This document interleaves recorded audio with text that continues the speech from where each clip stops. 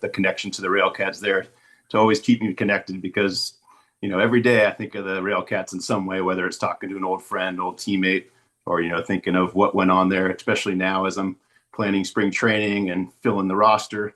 I'm thinking about, okay, what was Greg Taggart actually doing back then and how did he make it work so well?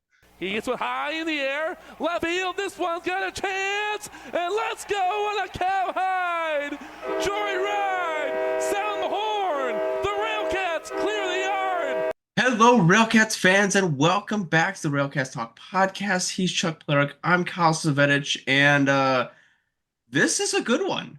We have the franchise lead in hits joins the show today. Jay Pecci. Jay, how are we doing? Good. How are you doing? Good. You guys. I'll first say congratulations on being the first manager in the Mud Monsters history. So congratulations to you on that front. We do have a bit of a connection. Joe did kind of set this up, so we have that little bit of connection, the sister team, and so on and so forth. And with your history with the RailCats, I thought this was a prime opportunity to get you on to talk RailCats baseball, and we can dive a little bit into the Mud Monsters. That's all right as well. Yeah, we could talk a bunch of RailCats and Monsters, but yeah, I was excited to get the job with the Mud Monsters. It's great that Joe Zavang is part of this as well. So it's the connection to the RailCats there to always keep me connected because, every day I think of the RailCats in some way, whether it's talking to an old friend, old teammate, or, thinking of what went on there, especially now as I'm planning spring training and filling the roster. I'm thinking about, okay, what was Greg Taggart actually doing back then and how did he make it work so well? Yeah, that was the first thing I was thinking is what tools did Taggart leave you with for you to be starting off the season for yourself? Well, first off, as far as coaches go, he was my number one in my complete career. So I owe him that, and I owe him a great time with the RailCats. So he was always near and dear to my heart. And now, I call him enough for advice, but I try not to bug him too much. He's given me a lot of good nuggets about how to go about it. So I'm always drawing on his experience and everything. But we've kept in touch over the years, and always great memories and how well we were treated as players back when Greg was the manager of the RailCats. Now, you were a part of the quote-unquote golden era of RailCats baseball. You won the championship, the Northern League Championship in 2005 and then 2007. What was that run like? You played 6 seasons. Like I said, you all-time hits leader. Just your experience, those 6 seasons that you played at the Steelyard, what was it like? It was great. First year, so coming into independent leagues for the first time in 2005, I wasn't sure what to expect. I was coming off the year in the minor leagues with the Giants where I broke my jaw halfway through the season. So I had the mouth wired shut and everything for a long time. So I was kind of like, I'll play anywhere. I just want to, get to a good situation. And I lucked out. I got to a really good situation. They're coming off a bad season, a losing season in 2004. So there wasn't too much expected. It was just like a steady growth throughout that year. That was great. It was just like the community started to slowly and surely get behind us. And it was like, even ourselves, we thought we were okay at the beginning. Then as the season was going on, like, I think we're pretty good. And then once the championship came around, we were down 2-0 to Fargo, who was like the juggernaut that year. But we still had confidence, and the crowd was crazy because anyone who was left there for the playoffs was just diehard fans, and they were so into kind of seeing the team throughout the year and how we grew. So winning that championship was a special one. And then after that, we made 5 appearances in a row in the championship and ended up winning those 2. We had a core group of guys that kept coming back. You might remember names like Tanner Townsend, Steve Hockey, Eric McNamee, Willie Glenn, who was a great pitcher. I'm always saying, like, I need to find my Willie Glenn for the Mud Monsters.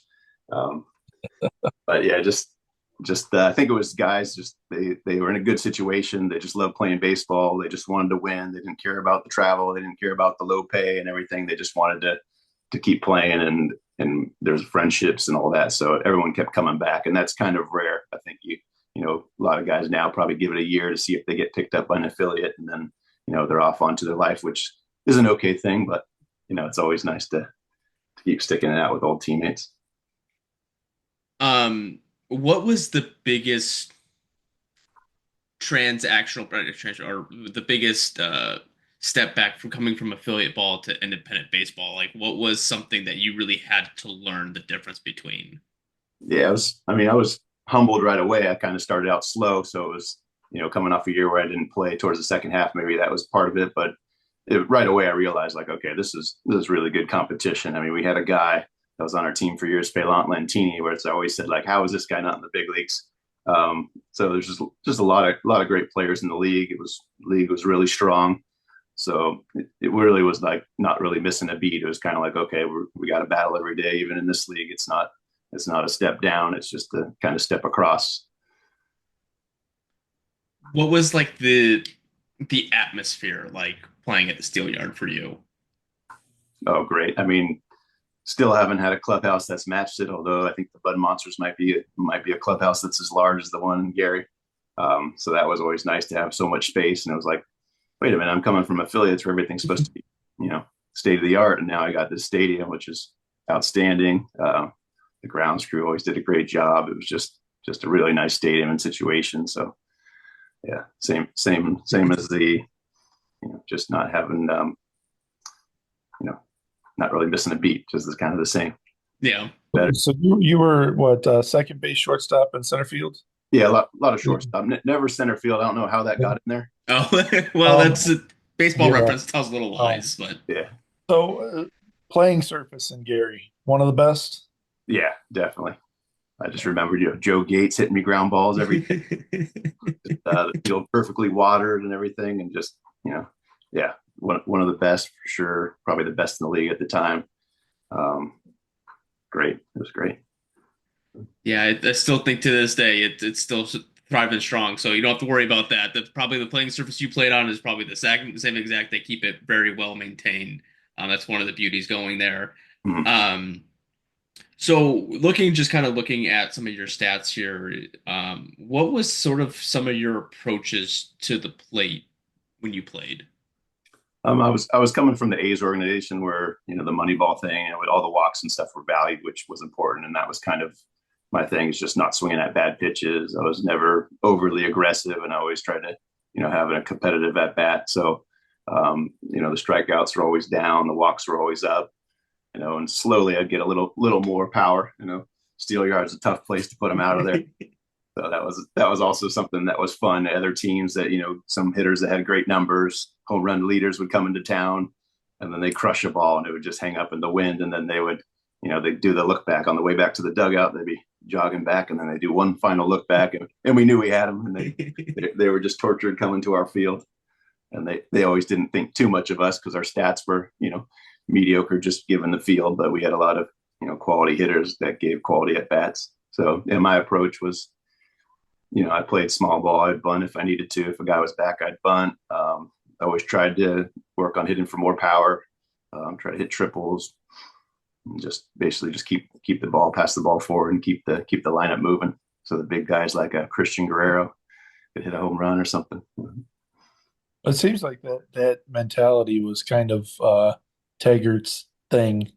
One for the guys like you that could do all of that, get those walks, put the ball in play, stretch it into a triple, that kind of stuff. Seems like Taggart really had a niche for that, and I think that he managed to the field that he was playing at. Exactly. So the fundamentals are extra important at that field, and sometimes he had a reputation of being like college in a certain way with some bunts and different things, but it wasn't so much like that. It was just that he knew what would work at that park. You weren't going to just hit a bunch of home runs. If you could get triples, it was great. We had guys like Mike Massaro and Adam Klein a little bit later on that were like triples kind of guys, and just guys that would just, pass the ball forward and keep it moving. That was the most important thing. So the reputation wasn't totally warranted, but he did stress the fundamentals, and we did, he wanted all around players that could pretty much do everything. So what was that? So you make that transition from the A's to independent baseball. Before you actually made that transition, was there that thought of I'm stepping down, or that thought of, this isn't going to be as good? There was a little bit of that, and I get that now from players that have been in Double-A that I'm trying to get for the Bud Monsters, and you can tell they're kind of think of independent leagues as lower. And I didn't really feel that way. I was just in a situation where it really didn't matter because I knew I was coming off like nothing of a year with that injury. So I just was kind of like open for anything. And I didn't go in with really too many expectations. When I got there the first day, I remember Anthony Iaposi talking to me, kind of explaining the run of the land and how everything worked. And then it was, we had a good friendship from there on. And it was kind of like, right away thrown into it and enjoying every bit of it. So I really didn't look back about it. Just keep going. Did it take much convincing from Taggart to get you to sign up? Well, it was funny because he kind of called me out of the blue. I didn't have many offers.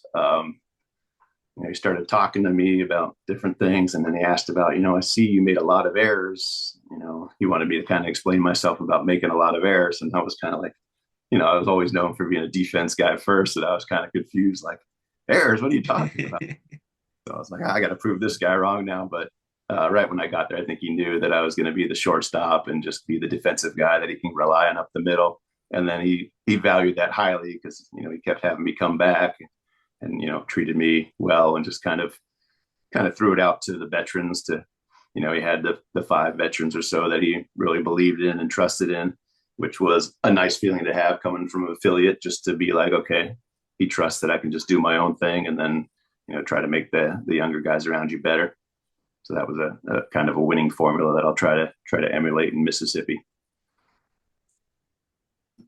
Just kind of bring it back into your baseball career, even before joining with the RailCats. You were drafted in 1998 to the Oakland Athletics. What was the draft process like for you? Was it a random day you were just raking leaves or mowing the yard and you get a phone call that you got drafted, or what? Did you do anything special, or what was going on? Yeah, I sat in the dorm room in college and I just waited by a phone because there's no cell phone, so you're just sitting by the phone all day.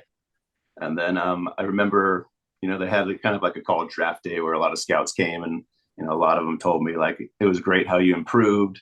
Like it was amazing to see. I didn't think much of you, but you turned out to be a decent player. Like we're not going to take you, whatever. But I just wanted to tell you that, like, good working hard. Then there's a few that said, okay, we're going to get you. And then the A's. So my grandfather played for the Philadelphia A's. So I told him, I'm like, this is the team I want to go to. My grandpa played for the A's. Blah, blah. So I got a call at the dorm room, got the phone. He said, hey, this is, the A's scout. And he said, we got you. You can be like your grandfather, be with the A's. So that's what you wanted. So that was great. And then by the time I signed, I was back at my home in California, and the scout traveled over and did it in person where he signed the contract. So it's kind of fun. Yeah. I think that the draft is a lot different now. Yeah. Well, one, they're not sitting there by the phone and waiting, and you can be drafted and never even sign a contract, stuff like that. Yeah, it's just so different. I've had college teammates that were told just don't pick up the phone on draft day because all they can do is kind of trick you into taking less money and just let them draft you.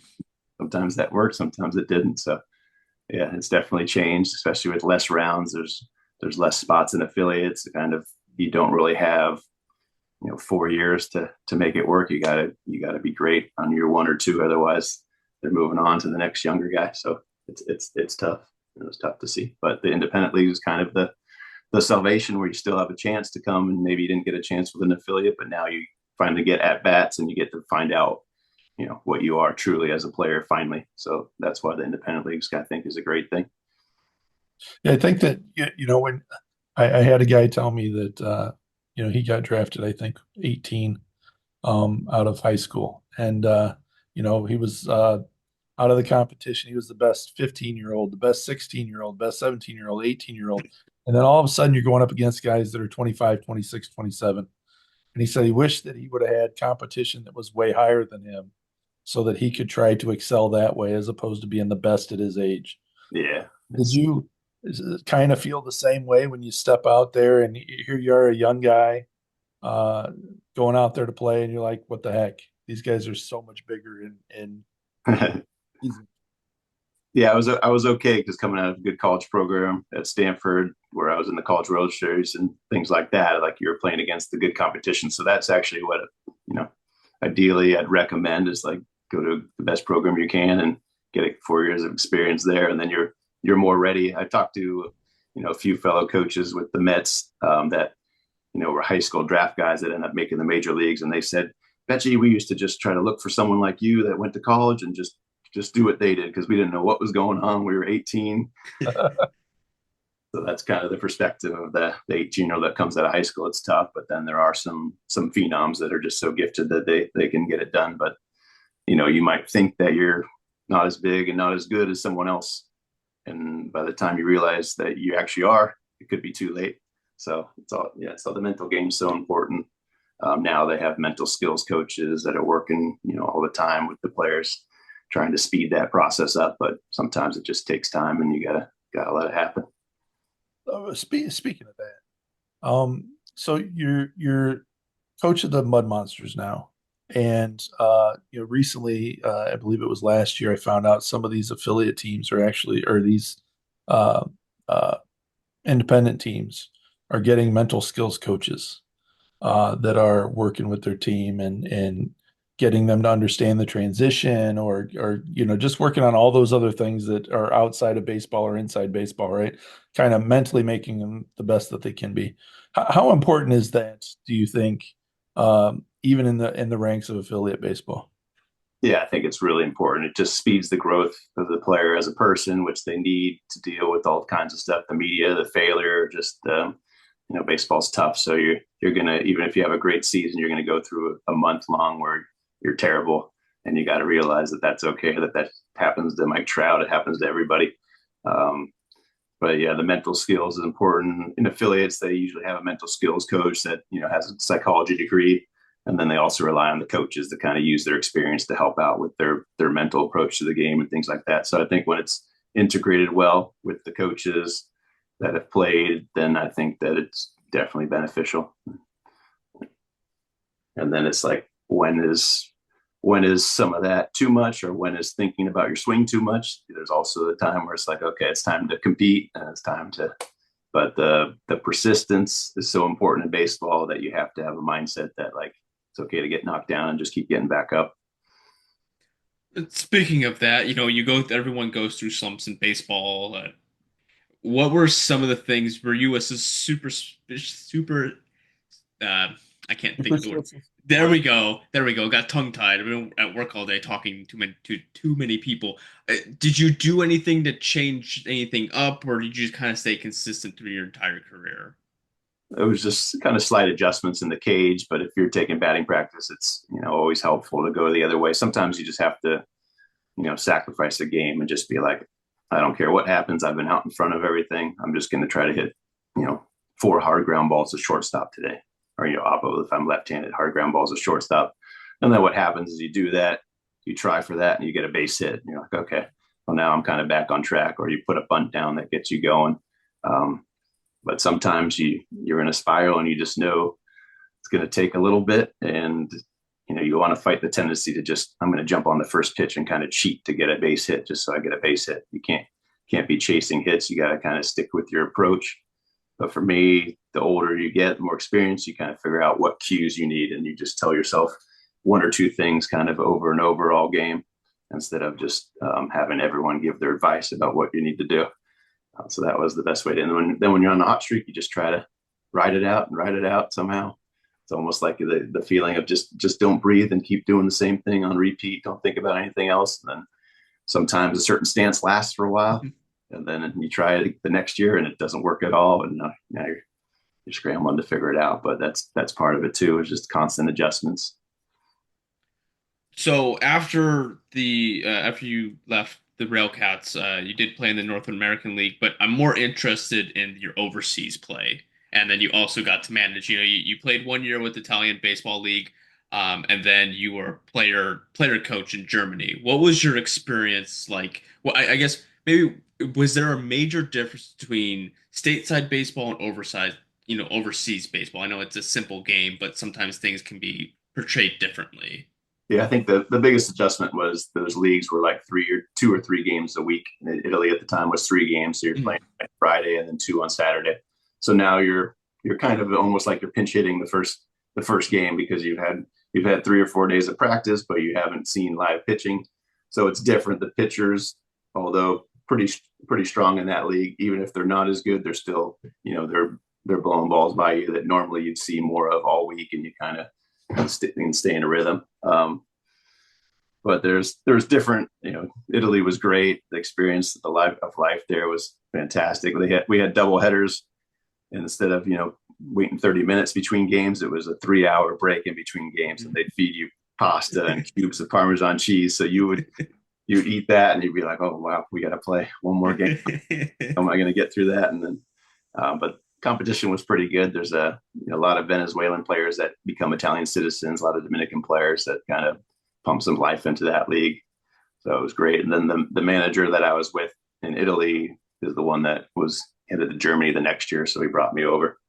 And then that was kind of another kind of great situation that I just found myself in. There's 14 teams in that league, and I somehow ended up on the one that kind of treats their player the nicest and has like the GM that just does a great job of keeping everyone together. And it was the same, similar to the RailCats, where everyone keeps coming back every year.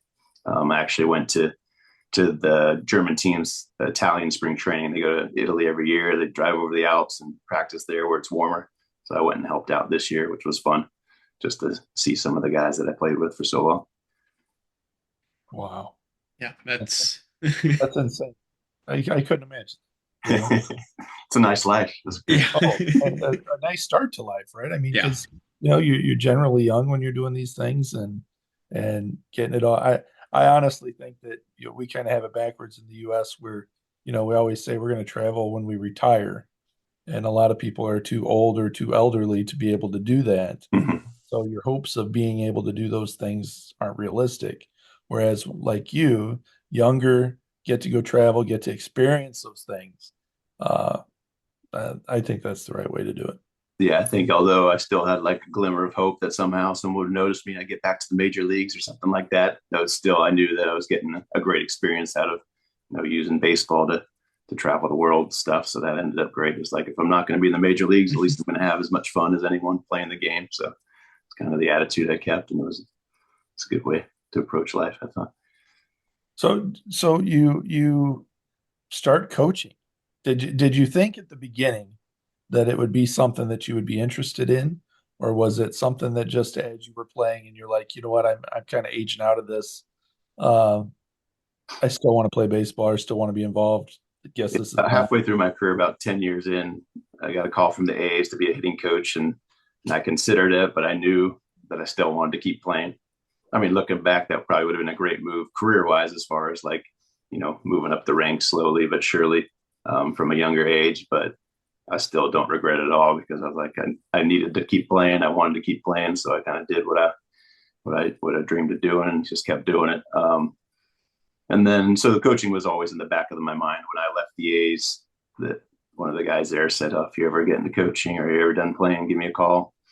So that was kind of always in my mind. And then helping out the younger players in Germany. In Germany, I was helping kind of the youth group, with practice and everything, and also helping out some of the younger players on the team as I was getting older. So that was always rewarding. So I knew that was the next logical step. And it was just a matter of, how long I want to keep going. So I was fortunate to, leave Germany and get a job with the Mets right away. So the Mets were my favorite team growing up. So it all worked out there. Got some experience coaching with them. Now, I'm assuming that a lot of your friends in the baseball realm, they have to hang up their cleats, and you get to see that transition that they make, where they go into other aspects of their life. Was there ever a time where you thought maybe that was going to be something you were going to have to do? Try not to think about it too much. I kind of just go step by step, next logical step. I mean, I say that. Yeah, I mean, I always want to be part of baseball in some way. Whether I have to do something else, I'm willing to do that as well. But I always want to stay connected to the game and kind of, know which players. Like, I watched Major League Baseball today, and I'm like, okay, I coach that guy. I remember this guy playing against him. So I always like to stay connected to Major League Baseball in that way, where there's some thread. Yeah, I've seen guys that, from a fan perspective, that great pitchers, and you look forward to seeing them the next year, and you find out that they're done. You're like, but wait a second, you still have a lot left in the tank, but life got in the way, you know? Yeah, yeah. It's I noticed when I was in AAA that a lot of there's a few guys that won World Series and things like that that were hanging on because they had like a 4-year-old, a 5-year-old, and when you play baseball for 15 years and that's your whole life, you kind of want your kids to see, that you were a baseball person and get the stadium experience. To some people that have children later on in life, like they hang on just for that, and that's something that's great for me. I have a 5-year-old, 7-year-old son, so I'm happy that they're going to come out to Mississippi at some point and get to kind of live that clubhouse life and have the run of the roost on the field. So that's sometimes why guys hold on, players hold on as well. So you get the phone call from Mississippi, and going to independent baseball, going back to independent baseball, going to get to go against former coach, which has to be kind of exciting for you. Where do you start? I mean, this is a fresh team. Yeah, just a lot of phone calls to agents, scouts, any managers I know, drawing on guys I've seen in affiliated baseball. Just start the process. I mean, it was once I got to about the 10 to 12 player mark, I could sleep better at night going, okay, if the season started today, at least we'd have people on the field. But I got lucky with a lot of signings of guys that are from Mississippi and local that maybe would be in a more advanced situation, but they want to stay closer to home. So that was a great start. And then it just started slowly building, not sure how quickly to start signing players right away. Didn't want to force anything. And I ended up getting a lot of guys that I trust that we're going to do a great job. And I get to see them in spring training, which is going to be exciting to see them come off the page into real life and see what we have. Obviously, you're building connections, and I know that the RailCats and the Mississippi are in two different leagues. But has there any been kind of conversation or I guess conversation between you and Lamar No, at all? I've never met Lamar, but yeah. Okay. Well, I was just curious. I know you have to kind of build connections and stuff like that. So it was just I'm just not saying that we're doubling up the rest of the leagues here. Inside trading information going on here. Let me write that down. Make sure. I knew For it. this job, I have a list of my to-do list for the day, and sometimes people start calling and things start happening and players become available, and then I realize, okay, I didn't do anything on the list, but I got a lot of good work done. So it's been fun just adapting and figuring out what's going on and how to put together the best possible team on the field. And there's a lot of things involved, like scheduling and stuff. That's the fun part for me. So I'll take an hour or two and work on that, the fun part. But then it's the other part where it's like, okay, time to form a team and do what's important at this specific time. So, I mean, would you say that the name of the game is your network? Is it your connections? Is what kind of helps be successful in this role? I think it's a huge part, especially signing the players to begin with, especially starting from scratch. I'm hoping that the main advantage is kind of how Greg Taggart treated us as players, with the trust, with the respect, trying to give them the best possible situation given the circumstances. That's what I hope to do for my players, so that what they did as their kind of their standard year is just a step up from what it usually is, and then everyone kind of has career years, or they at least do what they did when they had their best year. So I'm hoping that creating team chemistry, having a good culture, and having being part of the community and having them get behind us will help propel players to be even better than they are on paper. Now we'll start to transition a little bit. I know we're cutting some time into the rest of your day, but getting into more, going back to the RailCats, while we're all kind of here. But what were some of the fondest memories you had playing? It could be either at the Steel Yard or just playing at the time in the Northern League. Yeah, it was always the dog piles, winning a championship, or winning the regular season, then winning the first round of playoffs, and then winning the championship. It was just, I think we had a motto, like some kind of dog pile thing that was someone created that was cool. So I just remember a lot of things about the championship games, how the series went, kind of how at one point it looked like, okay, the guy had a walk-off home run in Calgary and we had to take the bus ride home and it felt terrible, but then we bounced back. There was times we didn't win it where we were ahead against Kansas City, 1-0. It looks like we were going to win the second game and they made a dramatic comeback and kind of deflated us. And then there was the flood. So there's a flood one year. So we kind of sat on ice for 3 days and everyone was separated and we just didn't have it when we came back. There's the All-Star games are always fun because you're playing with the best players, guys that we looked at a certain way from across the field. You knew they're good players, but you kind of had an edge towards them. And then you realize, okay, this guy's a great guy. Like it was fun playing with him for a day. But yeah, just, there's a couple home runs I hit in Winnipeg it was always fun to go to Winnipeg. We would just put like a foam pad on the floor of the bus because it was a 14-hour trip. Everyone would see if they could set the record for how long they could sleep, and then we'd get there and we'd be alert and ready, and we always have great games there just because we love the town and love the city and loved hanging out there. So yeah, those are just things that come to my mind, but I think it's every day something a little different comes to my mind about the good old days. Chuck and I, the one thing that I take away from MLB Partner League baseball, or especially at the Steelyard, is the fan interaction. We see there. I mean, you got some players that fans here, they're for the game, play the game, or you got some that understand the situation they're in, and they're always willing to make time for the fans that go to the games. What type of player were you in that aspect? Were you like in the mushy middle, or were you kind of one side or the other?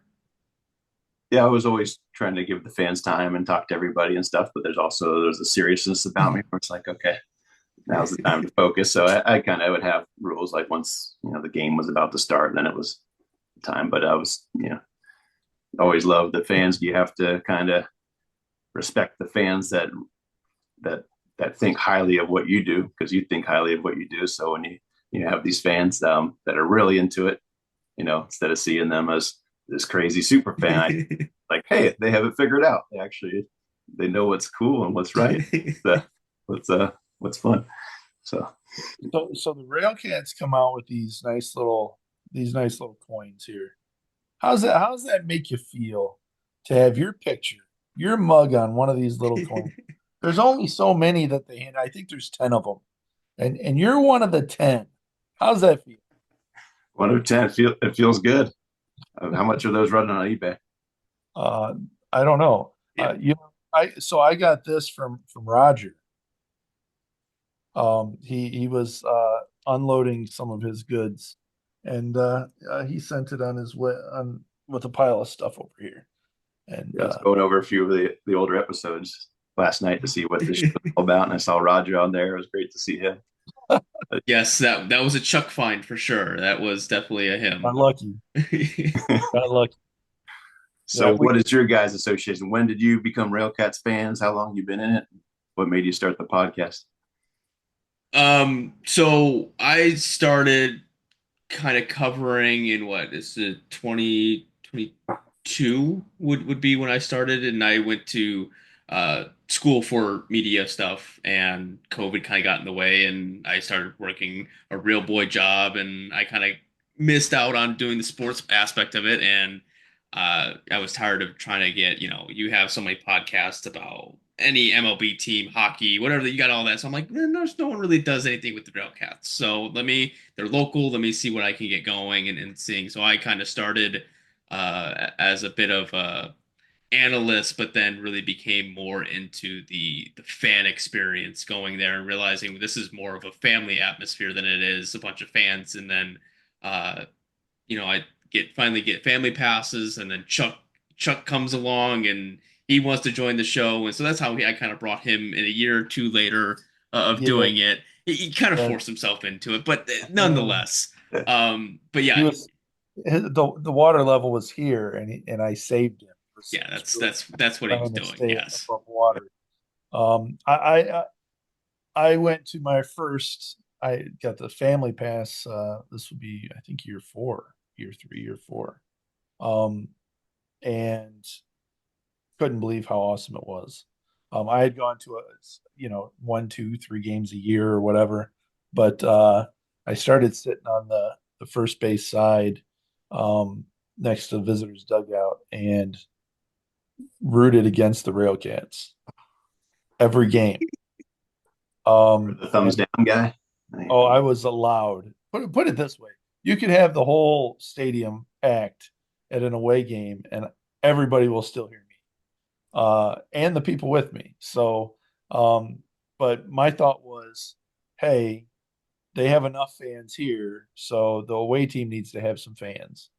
And yeah, and it really sucked when, you would expect the team to be doing good and you're rooting against them while they didn't do so good. But all of a sudden they started being really nice to me. One of the coaches invited me to Kansas City.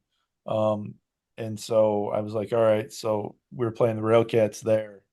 And I said, well, I always root for the away team, so I'm going to have to root for the RailCats this time. And one of the players tracked me down after the game and was talking to me. And I'm like, I can't root against this guy anymore. Just can't do it. So the players win you over, and that's kind of the goal. They did.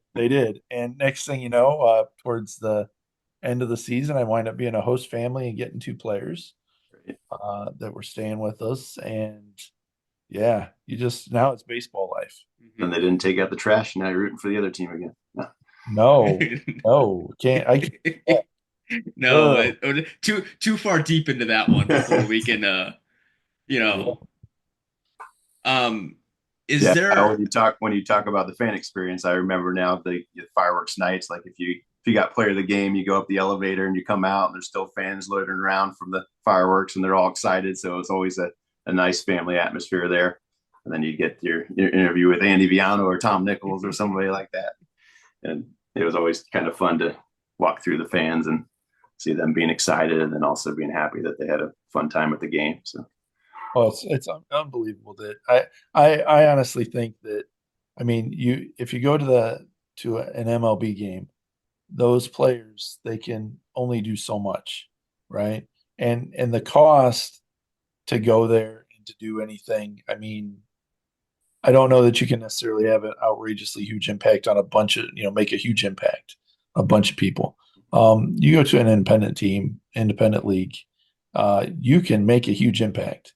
I mean, there's guys that sit there and, from the other team that'll come over and start playing catch with the guys and the kids in the stand, stuff like that. You're like, this kid's going to remember this for a very long time. And doing something like that could cause this kid to just fall in love with baseball. Yeah, absolutely. Yeah. Stuff like that is awesome.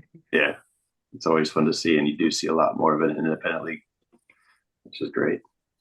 Is there a game or games that, when you think about the RailCats, that you always go back to? Yeah, there was the 2005 Game 5 is always something where right away they had runners on second and third. A guy hit a double with no outs. They were already celebrating, and then Jamie Bennett shut the door on them. They didn't score that inning, and then that's when we knew we were in great shape. And just the feeling, because it was always starting to get a little cooler. The sun would be out; it would get a little cooler, so it was always that playoff feel and that weather that was just something different. And so I remember that feeling. There was a game in Winnipeg to get to the championship where we were up 2-1. We were down 1-0, and it's on YouTube where I hit a home run and we ended up going up 2-1. It prevented us from having to drive 16 hours on the bus and then play the next day right off the bus. So that was going to be a tough one. So I always remember that, just giving my teammates that boost and them being so excited for it. That was fun. Games will just different things will pop in. There's we were playing Fargo in the championship, up 1-0. Things looked good. We were ahead, and our closer came in, and just for some reason his sinker just kept missing the plate by just a touch, and you just could feel that something was about to fall apart. And they hit a bloop double, end up winning that, and then winning the series. So it's kind of like the heartbreaks are there too. You just remember, like, oh, what if we would have just caught that pop up, or just left that one pitcher, and things like that. But yeah, and then just now managing just to see how the 5-game series usually goes. There's just the ups and downs of it, and you got to be be ready that one day something bad's going to happen, but you have to bounce back. You can't just let it go and get deflated. So Taggart did a great job of always running those 5-game series, and I'm glad I had those experiences because even big league managers sometimes don't get those 5-game series to practice on and to know how things work. Playing in the MLB Partner Leagues, well, at the time, independent baseball, what are some things that you learned is going to help you manage in that kind of environment? Yeah, so what I just mentioned about kind of controlling a playoff series and kind of knowing your team, knowing the players, and knowing who's going to get the job done when it really matters. I mean, there was times when we had a scheduled Game 5 starter, and the catcher would tell Taggart, if this guy starts, we're not going to win the game. You have to start this guy, even though he doesn't have the rest. And Taggart would trust in that and use that, and it would work out. So trusting the players, getting as much insight as possible, especially from the veteran players and the guys that have been around and have a good pulse of what the team's doing. Because as a manager, you can't always see everything that's going on. You're sometimes doing lineups, your head's buried in paperwork, doing transactions, things like that. So it's good to have coaches that can relay information to you. It's also good to have veteran players that can kind of give you an honest assessment of what's really going on, and if the team's tired, if the team's down, if the team's complaining about this or that, how can we make it better? So those are things I learned. Then, like we talked about before, just the mental approach to, you're going to finally get a lot of at bats. So it's different when you're getting 450 at bats a year than when you're getting to play in 15 games in affiliated ball. So you have to kind of nip things in the bud and fix things easily, simply, stay simple, have that mindset of kind of peace and calmness all the time to give yourself the best chance to get the job done. What's your when you assess your field that you've got now, what's your game plan? You have to have some like a Taggart thing where he plays small ball and knows what his advantages are. What's your advantages in Mississippi? Yeah, I think it's a similar part to the steel yard. So although I'm not going to preach bunting and small ball, I will find the certain select players that are good at, like, let's make sure that's down pat so they can use that as a good tool. Athleticism, I mean, you always want athleticism. You want guys that can steal bases. There's things to be learned about stealing bases that can help to kind of keep it moving. And just going player to player mainly, just on an individual basis, not over coaching. Independent leagues in some ways is good because you're not overstaffed, or everyone's got their opinion about a player, and the advice is convoluted. So be choice times and timing of when you tell guys certain things to help improve their game, but they all want to be major leaguers. So I'll hold them to standards where, okay, well, this swing's not going to work in the major league. So now it's time. Let's talk about it. I mean, you're driving your own career, so it's your decision, but here's my suggestions. Here's the hitting coach's suggestions, things like that. Just excited to help run a pitching staff. It's something that I've always wanted to do. So it's going to be a good blend of a lot of things going on. It's going to be exciting. Chuck, you have any more final questions before I always ask the tricky question that I always sideline everyone with? Can I ask my tricky question? Sure, you ask your tricky question. What's the most important player on the field? What's the most important position on the field to you? Do you see? So when I started building a team, I said, just find me a nice veteran shortstop. But thinking about it, the catcher becomes very important because you got to be able to call the right game back there, and being a smart catcher is important. And then I started thinking about starting pitching. You definitely need starting pitching. And I was like, well, starting pitching doesn't do anything without good relievers. So let's get some of those. So it ends up being, always, of course, in a pitcher's park like ours, it's defense up the middle. It's important, but every piece becomes important, and you're not sure exactly what you're going to get until the season starts, because it's a totally different game once the season starts. So we need all the pieces. I stick with the. That's why. Yeah, I stick with the catcher. The catcher can make your pitchers better, your relievers better, your fielders better. Can give you, like you said, that honest advice to the manager of, hey, this guy ain't cutting it. I stick with the catcher. That's why I think that was my appreciation for getting that type of catcher went up when I started forming this team. So I was like, okay, this is more important than because I don't focus as much on the catchers as I do on, my expertise in the middle infield and things like that. But yeah. What's your tricky question, Kyle? My tricky question is, you played baseball, you managed baseball, you got drafted, you got all the fun stuff. But what's a fun fact about yourself that doesn't relate to anything with baseball? I'm related to Pope Pecci, Pope Ludovico the 13th. Oh, that's something that came out fairly recently, but I'm like, only like 5 times removed. So wow, a little bit of a connection there. Wow. I'm more shocked at the fact that he didn't go, oh, that's a good one. Let me think about that. He knew it right away. He watched some of the videos. So yeah, he probably knew. Yeah, nobody else watches them. That's what it was. But they can still call me Skipper. They don't need, they don't need to address me that way. It's fine. Okay, Jay. Well, we appreciate you spending time with us, and I hope the best with the first year with the Mississippi Mud Monsters, and wish you all the best in the first season, and hopefully it goes well for you, and you can bring the knowledge to some of those players, and hopefully sooner or later you'll be raising a championship down there in the Frontier League. All right, it was a great time talking to you guys. It was great to meet you, and I'm excited that everyone's excited about the RailCats, and the tradition continues. Tradition of excellence, right? Yes, hopefully, tradition of excellence. Hopefully. Yeah, I mean, hopefully. well, we lost more last year than we did in 2004, so we're hoping to win like a double championship this year. History repeats itself, right? We hope so. Thank you, sir. Yep. All right, thank you guys. The 0-2. Swing and a miss, strike 3. Wrap this one up in green and white.